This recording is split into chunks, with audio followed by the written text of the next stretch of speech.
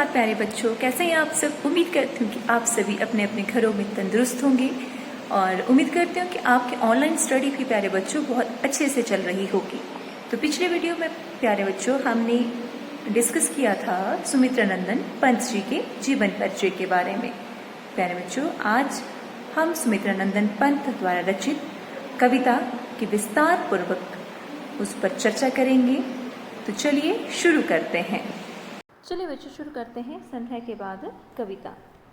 ये सुमित्रानंदन पंत द्वारा रचित कविता है। इसका प्रसंग होता है बच्चों, प्रस्तुत पद्यांश हमारी हिंदी पाठ्य पुस्तक अंतरा भाग 1 के अंतर्गत कवि सुमित्रानंदन पंत द्वारा रचित कविता संध्या के बाद से लिया गया है। इसमें कवि ने संध्या का बहुत ही सुंदर वर्णन किया है।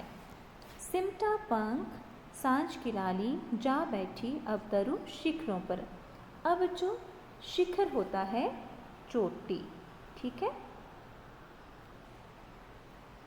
ताम्रपर्ण, ताम्रपर्ण होता है बच्चों पीले पत्ते, और शतमुख होता है बच्चों 100 मुखों वाले, ठीक है। झरते चंचल स्वर्णिम निर्झर, और स्वर्णिम होता है सोने के रंग के, और निर्झर होता है बच्चों जो है झरना। ज्योति स्तंभ साधन सरिता में, सरिता होता है बच्चों नदी, ठीक है। सरिता होता है नदी। और सूर्य क्षितिज, क्षितिज बच्चों वो जगह होती है जहाँ पर धरती और आकाश हमें मिलते हुए प्रतीत होते हैं। बृहद, बृहद होता है बच्चों विशाल। और जिहा विश्लत, विश्लत होता है बच्चों थका हुआ। केंचुल सा लगता चितकबरा गंगा का जल, चितकबरा होता है बच्चों धब्बेदार। और धूप छहा के रंग की रेती अनिल उर्मियों से सर्पांकित। अब जो है अनिल होता है बच्चों वायु।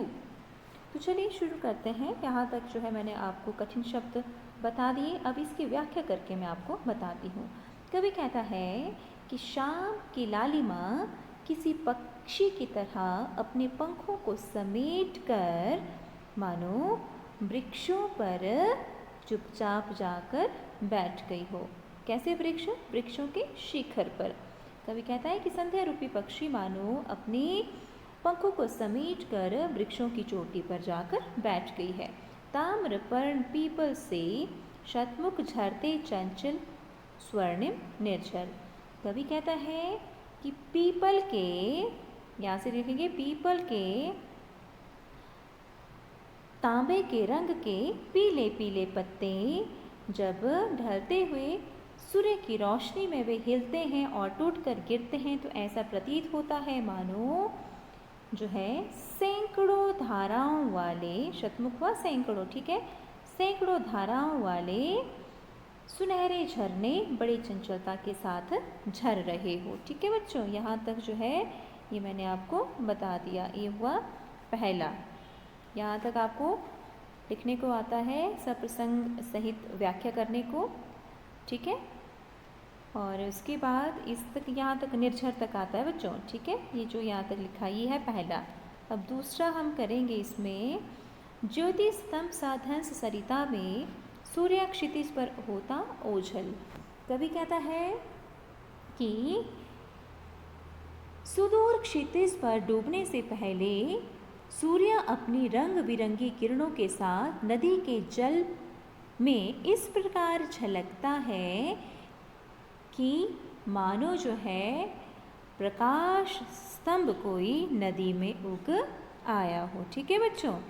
ज्योति स्तंभ साधन सरिता में सूर्य क्षितिज पर होता ओझल, यहाँ से लेंगे सूर्य क्षितिज में कि जब सूर्य जो है क्षितिज पर ओझल होता है तो ऐसा प्रतीत होता है कि मानो कोई ज्योति का स्तंभ, ठीक है, कोई प्रकाश का स्तंभ नदी में उग आया हो। बृहद जिहा विश्लत केंचुल सा। अब कवि कहता है कि गंगा की धाराएं बच्चों ऐसी प्रतीत होती है, गंगा का जल, गंगा की धारा ऐसी प्रतीत होती है कि जैसे कोई विशालकाय कमजोर थके हुए सांप की चितकबरी केंचुल पड़ी हो, ठीक है बच्चों। ये यहाँ तक दूसरा हो गया, ठीक है।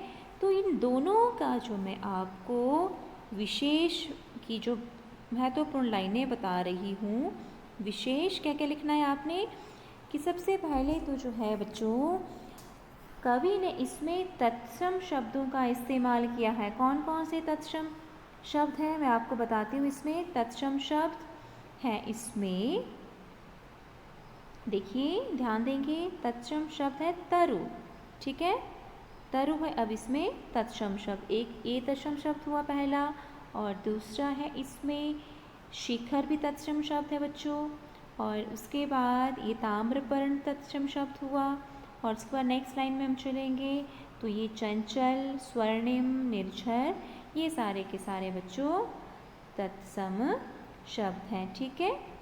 तो पहली लाइन आपने लिखनी है विशेष की तत्सम शब्द इसमें कवि ने इस्तेमाल किए हैं, इसमें जो है कवि ने तत्सम शब्दों का प्रयोग किया है। और दूसरा बच्चों इसमें जो है आपने ये बताना है कि इसमें उपमा अलंकार का प्रयोग कवि ने किया है।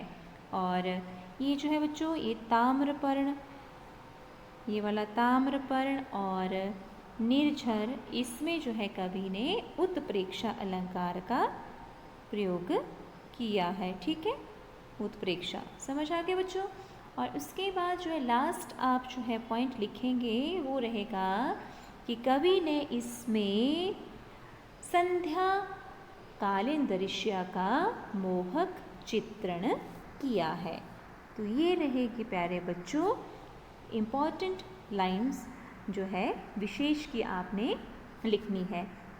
तो आज की वीडियो में प्यारे बच्चों हम सिर्फ पहला और दूसरा पद्यांश ही पढ़ेंगे। उम्मीद करती हूँ कि आपको इन पद्यांशों की व्याख्या समझ आई होगी। यदि आपको कोई भी डाउट रहता है प्यारे बच्चों तो आपने मुझे कमेंट सेक्शन में जाकर कमेंट करना है कि आपको ये चीज़ जो है समझ नहीं आई, तो मैं जो है नेक्स्ट वीडियो में आपके डाउट्स को दूर करने का प्रयास करूँगी। आपका दिन शुभ हो। धन्यवाद प्यारे बच्चों।